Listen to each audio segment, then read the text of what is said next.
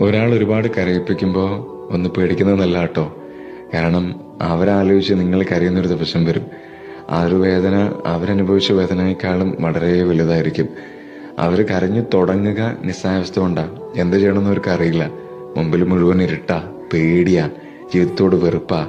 പക്ഷെ ഓരോ കരച്ചിലിന് ശേഷവും അവർക്ക് കിട്ടുന്നൊരു ആശ്വാസമുണ്ട്. കരച്ചിലിന് ശേഷം നമുക്ക് ആശ്വാസമല്ലേ കിട്ടാറില്ലേ?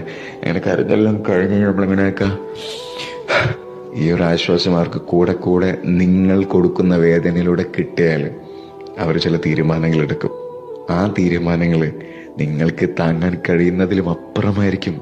മനുഷ്യന്മാരാണ്. ആ വേദന നിങ്ങൾക്ക് താങ്ങാൻ കഴിയാത്ത എന്തുകൊണ്ടാണെന്നറിയോ? നിങ്ങൾ വരുത്തി വെച്ച വേദന ആയതുകൊണ്ടാ. അവരുടെ വേദന നിങ്ങൾ അവരുടെ ജീവിതത്തിൽ നിന്നും പോകുന്നതോടുകൂടി പോവും. പക്ഷേ നിങ്ങളുടെ വേദനയോ നിങ്ങൾ ചെയ്ത പ്രവൃത്തി കൊണ്ട് beware. Please respect each other. Life അടിപൊളിയാവും.